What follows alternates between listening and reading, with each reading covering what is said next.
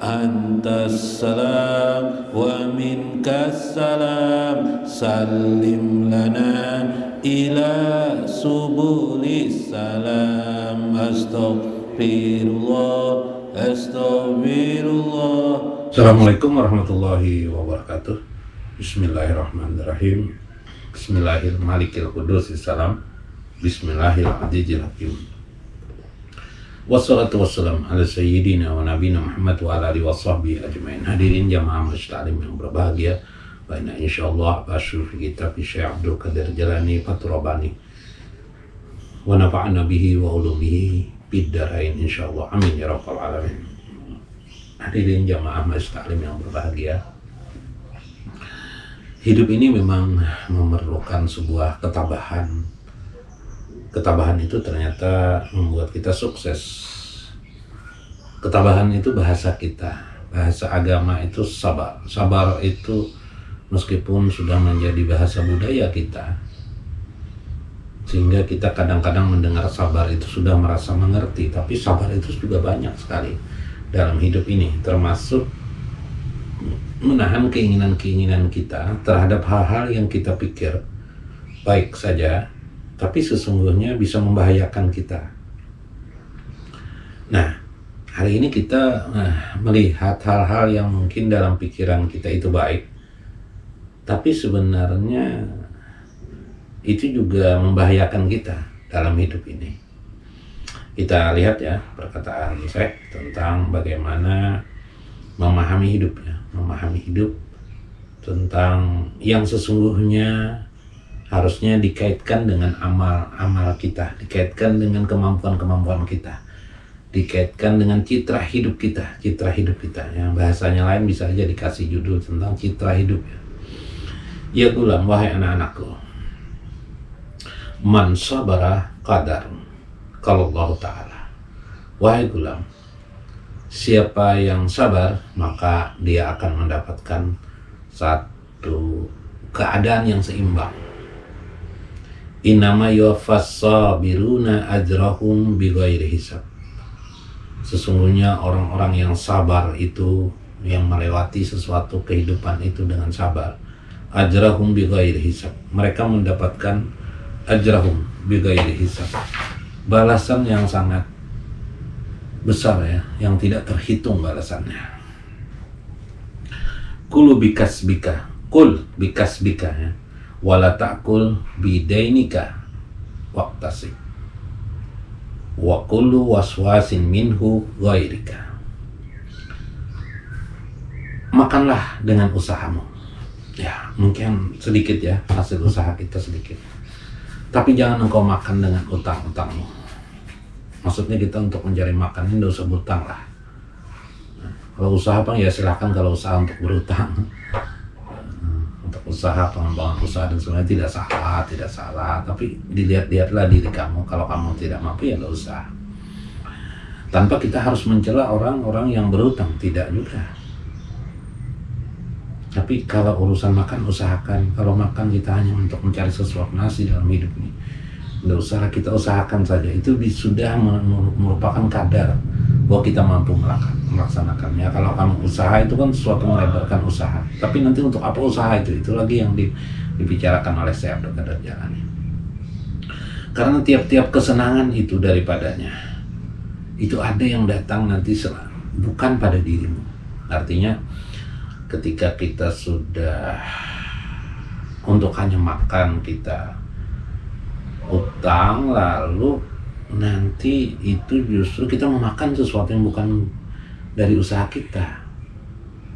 Lalu bagaimana? Nah itulah itu. Nah, kadang dalam konteks yang lain seringkali orang ini lupa diri terhadap ini, sehingga akhirnya tidak bisa membayar, dan tidak bisa membayar akhirnya menjadi kutukan bagi dirinya. Ini kan susah sekali. Kalau usaha tidak apa-apa, usaha itu sebagainya digadaikan usahanya sebagainya, nanti tidak bisa membayar ya sudah, usaha itu ya ambil atau apa itu kan menjadi jaminan itu aja. Jangan kepada hal yang sudah pokok pada diri kita. Ini perlu juga memahami ya, seperti manajemen gitu kan, manajemen usaha gitu. Jadi ya Kita tidak perlu juga mengkritik orang-orang yang berhutang-hutang, tidak perlu, cuma ini untuk diri kita. Karena manusia tidak bisa lepas dari hutang piutang, apalagi orang miskin biasanya gali lubang tutup lubang gitu kan. Ya enggak apa-apa, begitulah memang hidup. Gali lubang untuk lubang. Tapi kalau bisa diusahakan, usahakan saja. Kalau itu memang bagian daripada untuk makan kita, usahakan kita itu tidak melakukannya. Karena kalau sudah itu berat sekali kita harus bagaimana berusaha untuk dalam kondisi terangkatlah. Itulah firman Tuhan, wala tansa nasibaka minad dunya. Jangan engkau lupakan nasibmu di kehidupan ke dunia ini. Karena sebenarnya kita berusaha saja. Nanti Allah akan memberikan jalan. Iktisabul mu'minina atbaqus siddiqin. Usaha orang mukmin itu termasuk bagian daripada martabatnya orang mukmin, martabatnya orang siddiqnya. Orang mukmin yang berusaha itu dia masuk dalam sebuah tabakat daripada atau tingkatan orang-orang yang siddiqin. Kenapa? Nah, nanti ketika dia sudah berusaha berkembang usahanya, la hajjali hurufihim bil idafati ila fuqara wal masakin.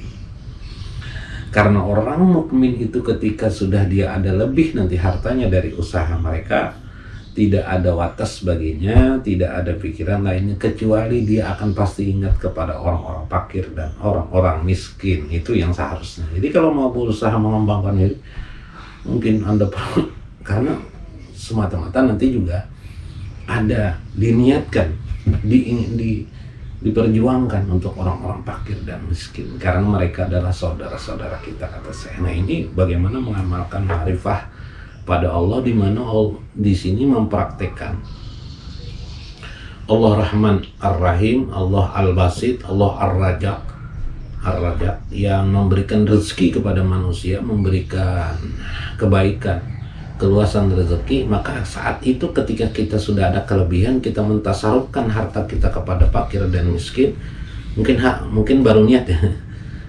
Maka saat itu kita pada saat itu kita mempraktekkan bagaimana Tuhan itu Maha Raja, Maha kasih sayang kepada para hamba-hambanya. Nah, ini eksistensi. Jadi eksistensi kita hilang. Yang ada adalah Allah Subhanahu wa Ta'ala yang Maha Pemberi rezeki. Kebanggaan hilang, karena yang perlu dibanggakan itu adalah Allah Subhanahu wa Ta'ala.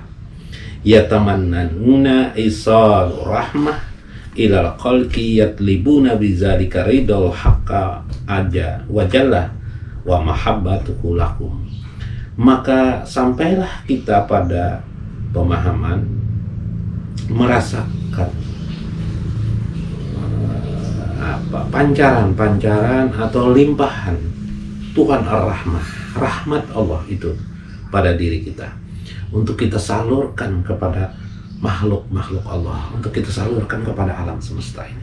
Jadi itu tabakat orang mukmin. Harusnya orang mukmin begitu. Kalau tidak begitu, bagaimana orang mukmin? Ya, mukminnya mungkin kurang sempurna, kurang bagaimana. Berarti dia tidak ma'rifatullah, dia tidak tahu hakikat harta itu apa.